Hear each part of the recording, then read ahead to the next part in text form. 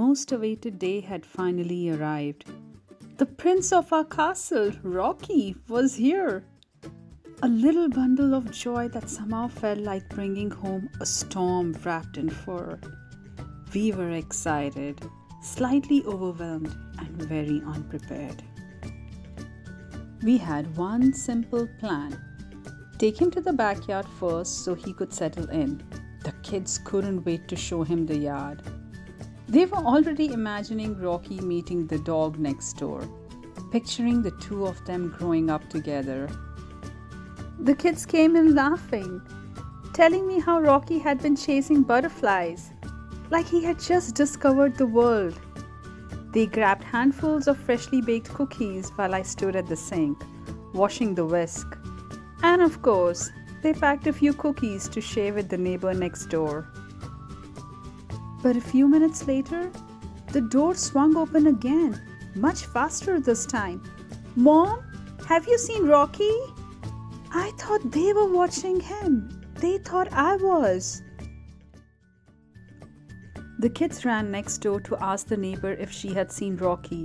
She laughed. One minute he was sniffing the grass, and the next he zoomed off like he had a Zoom meeting to attend.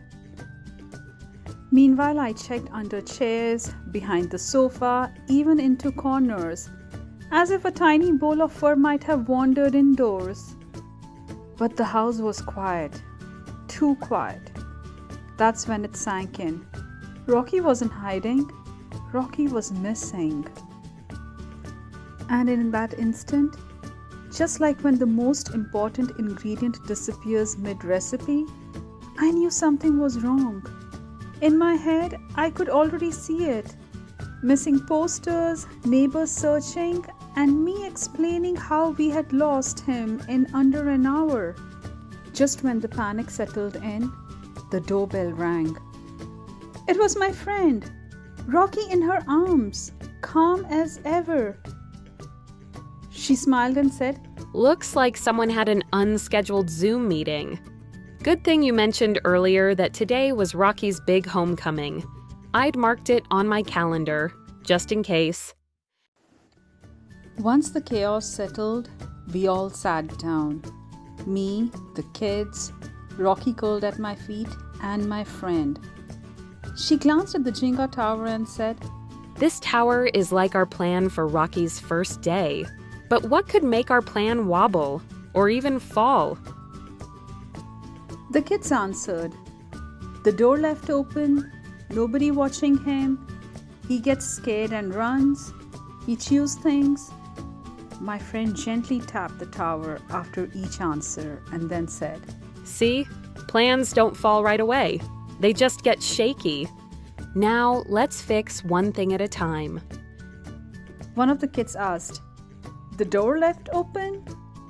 She adjusted a block upward and replied, "So we agree. Someone always checks the door. Fixing small problems makes the plan stronger." My friend pulled a block carelessly. The tower wobbled, then toppled. She looked at us and said, "If we ignore problems, this is what happens. Let's make a poster not about what went wrong, but about how we protect the prince of our castle." The kids started answering.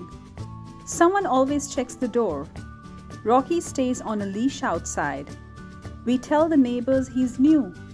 We call him back and reward him." After a while, the kids carried Rocky upstairs, whispering that he deserved a nap after such a big adventure. They tucked him into a soft blanket as if guarding a treasure, and the house slowly returned to its calm rhythm. You didn't lose Rocky because you were careless. You lost him because no one owned the problem. And that happens in projects too. Projects move forward. Problems appear along the path. HR thinks IT is handling it. IT thinks product is handling it. And suddenly, nobody is. That's how small problems turn into big ones. Remember the lunch scheduler app we talked about? Before building it, we did the same thing we just did with Rocky. We paused and thought about what could go wrong. That's what project teams call risk management. First, we asked, what if nobody uses it? People stick to habits. Change can feel like extra work. So instead of building it right away, we ran a quick poll. Would people even want this? Second, what if people didn't want their lunch choices shared? Food habits can be personal. They can reflect religion, diet, or health, and not everyone wants that visible. So we designed a pilot where users could choose what to show, keeping their data private while still making the app useful. Projects are like trains. They don't stop every time a small signal appears. They keep moving forward. But along the way, warning lights blink, tracks shift, and signals change. If no one is watching the track, the train doesn't derail immediately. It just gets closer to the moment it might. That's what risks really are, not disasters, just signs along the path.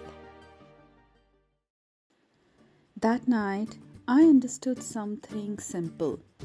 Plans don't fail because people don't care. They fail because no one saw the turn coming. Projects, families, even tiny puppies, they all move forward the same way. One step at a time, one choice at a time, one unnoticed signal at a time. And maybe wisdom isn't knowing the future. Maybe it's just learning to look up from the moment and notice the road. That lesson stayed with me.